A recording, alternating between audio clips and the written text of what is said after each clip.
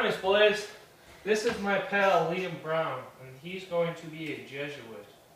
And now I'm going to ask him some questions to complete this wonderfully assigned project. So, Liam, Mr. Brown, what struggles or obstacles do you face following your vocation of becoming a Jesuit?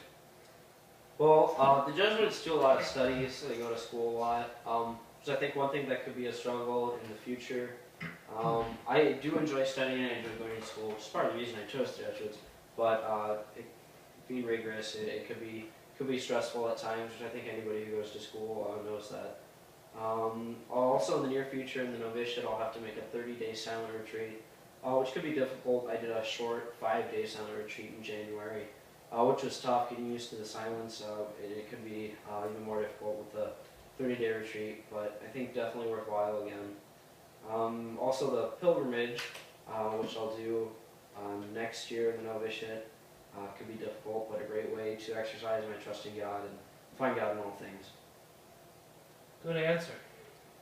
So, what personality traits do you, Mr. Brown, possess that make you a good fit for your vocation of becoming a Jesuit?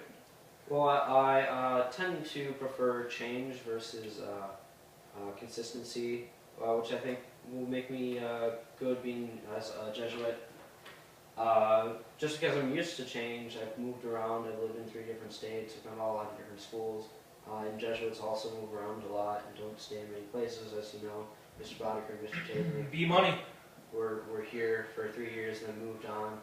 So a lot of formation is changing, and a lot of being a Jesuit is changing. Having that flexibility, I think, is something I'm good at. So, focusing more on your life in general now. What goals do you have for yourself in life? And how have those goals changed as you have grown older?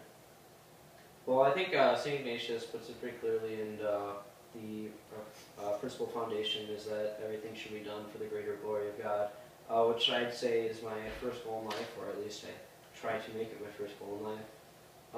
Just having contact with God, and I think second would just be making sure I'm living a fulfilling life, that I'm enjoying it, not stressing myself out too much, but at the same time making sure I live for others and live for God, but not killing myself over it.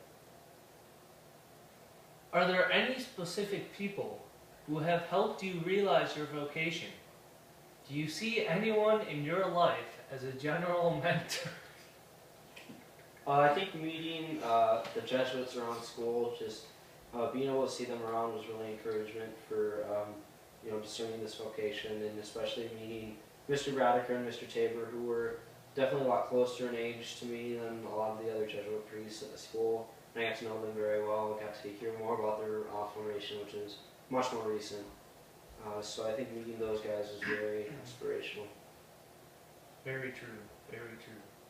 So, Mr. Brown, what is your family makeup? And what is your family's opinion on your vocation? Well, I have 2 older sisters and a younger brother. All of them are very supportive of me. At first, when I told my parents that I was going to apply for the Jesuits, they seemed a little hesitant, which I think made sense because I never really told anybody I was thinking about it. So it was kind of out of the blue, hey, I want to do this, this is what I want to do next year.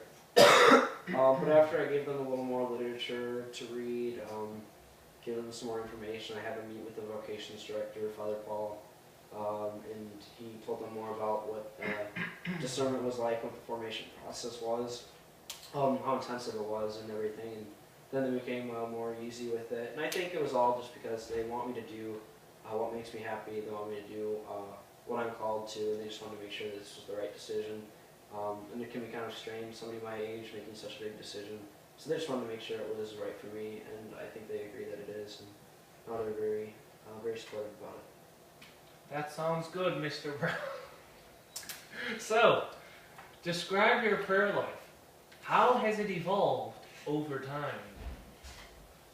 Well, I think coming into Marquette, I really more went through the actions of praying, didn't really pray from the heart. And I was more religious just because my family was religious, but I definitely took advantage of going to morning mass when I came to Marquette. and I think that really has been the center of my prayer life, religious life, just going to Mass, and especially Jesus' presence in the Eucharist.